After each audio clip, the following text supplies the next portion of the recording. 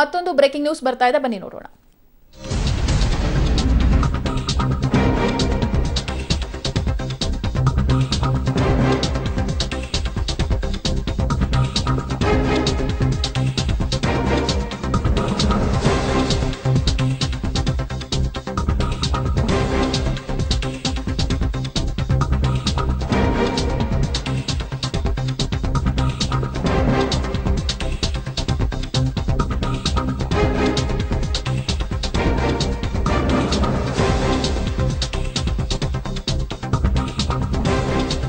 ಇದೀಗ ಅಧಿಕೃತ ಪ್ರಕಟಣೆ ಇಲ್ಲದಿದ್ರೂ ಕೂಡ ಶಿವಕುಮಾರ್ ಮೃತದೇಹವನ್ನು ತರೋದಕ್ಕೆ ಕೊಲಂಬೋಗೆ ಹೊರಟುಬಿಟ್ಟಿದ್ದಾರೆ ಅವರ ಸಂಬಂಧಿಕರು. ಕೆಲವೇ ಹೊತ್ತಲ್ಲಿ ಕೊಲಂಬೋದತ್ತ ಮಾಜಿ ಎಂಎಲ್ಸಿ ಕೃಷ್ಣಪ್ಪ, ಬಾಮೈದ ಶಿವಕುಮಾರ್, ಅವರ ಮಗ ಕೂಡ ಹೊರಟಿದ್ದಾರೆ ಅಂತ ಹೇಳಲಾಗ್ತಾ ಇದೆ.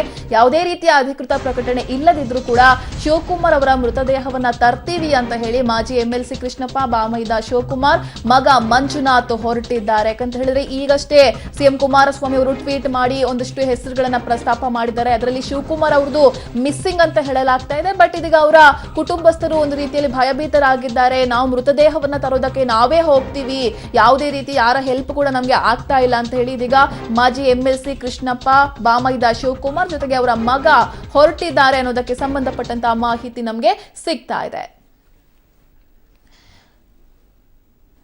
ಗಮನಿಸ್ತಾ ಇದ್ದೀರಾ, ಇದೀಗ ಶಿವಕುಮಾರ್ ಅವರ ಮನೆಗೆ ಇದೀಗ ವೀರಪ್ಪ ಮೊಯ್ಲಿ ಅವರು ವಿಸಿಟ್ ಕೊಟ್ಟು ಅವರ ಕುಟುಂಬಸ್ಥರಿಗೆ ಒಂದು ರೀತಿಯಲ್ಲಿ ಸಮಾಧಾನ ಮಾಡುವಂತ ಕೆಲಸವನ್ನ ಕೂಡ ಮಾಡ್ತಾ ಇದ್ದಾರೆ. ಏನೂ ಆಗಿಲ್ಲ, ಸಮಾಧಾನದಲ್ಲಿ ಇರಿ ಅಂತ ಹೇಳಿ ಇದೀಗ ಅವರ ಮನೆಗೆ ಹೋಗಿ ಅವರ ಸಂಬಂಧಿಕರ ಜೊತೆ ಮಾತನಾಡುವಂತ ಕೆಲಸವನ್ನ ಕೂಡ ವೀರಪ್ಪ ಮೊಯ್ಲಿ ಅವರು ಮಾಡಿದ್ದಾರೆ. ಯಾಕಂತ ಹೇಳಿದ್ರೆ ಈ 7 ಮಂದಿಯೂ ಕೂಡ ಚಿಕ್ಕಬಳ್ಳಾಪುರದ ವೀರಪ್ಪ ಮೊಯ್ಲಿ ಅವರ ಪರವಾಗಿ ಪ್ರಚಾರವನ್ನ ಮಾಡಿ, ಇನ್ನೇನು ಎಲೆಕ್ಷನ್ ಮುಗೀತಲ್ಲ, ಒಂದು ಟ್ರಿಪ್ ಹೋಗಿ ಬರೋಣ ಅಂತ ಹೇಳಿ 7 ಮಂದಿಯೂ ಕೂಡ ಒಟ್ಟುಗೂಡಾಗಿ ನಿನ್ನೆ ಹೋಗಿ ರೀಚ್ ಆಗಿದ್ದಾರೆ. ನಿನ್ನೆ ಬೆಳಗ್ಗೆ ರೀಚ್ ಆಗಿರುವಂತದ್ದು. ಬಟ್ ಊಟಕ್ಕೆ ಅಂತ ಹೋದಂತಹ ಸಂದರ್ಭದಲ್ಲಿ, ತಿಂಡಿಗೆ ಅಂತ ಹೋದಂತಹ ಸಂದರ್ಭದಲ್ಲಿ ಈ ಸರಣಿ ಬ್ಲಾಸ್ಟ್ ನಲ್ಲಿ 4 ಸಾವನ್ನಪ್ಪಿದ್ದಾರೆ ಅಂತ ಹೇಳಲಾಗ್ತಾ ಇದೆ. ಇದೀಗ ಶಿವಕುಮಾರ್ ಅವರ ಮನೆಗೆ ವೀರಪ್ಪ ಮೊಯ್ಲಿ ಅವರು ವಿಸಿಟ್ ಕೊಟ್ಟು ಅವರಿಗೆ ಸಾಂತ್ವನ, ಅಲ್ಲಿರುವಂತಹ ಅವರ ಸಂಬಂಧಿಕರಿಗೆ ಸಮಾಧಾನ ಮಾಡುವಂತ ಕೆಲಸವನ್ನ ಕೂಡ ಮಾಡ್ತಾ ಇದ್ದಾರೆ. ಇವ್ರಿಗೆ ಒಂಥರ ನೋವಿದ್ದೇ ಇರುತ್ತೆ. ನನ್ನ ಪರವಾಗಿ ಪ್ರಚಾರವನ್ನ ಮಾಡಿದಂತವರು, ಟ್ರಿಪ್ ಹೋಗ್ತೀವಿ ಅಂತ ಹೋದವರು ಇವತ್ತು ಈ ರೀತಿಯಾಗಿ ಎಲ್ಲೋ ಹೋಗಿ ಸಾವನ್ನಪ್ಪಿದಾರಲ್ಲ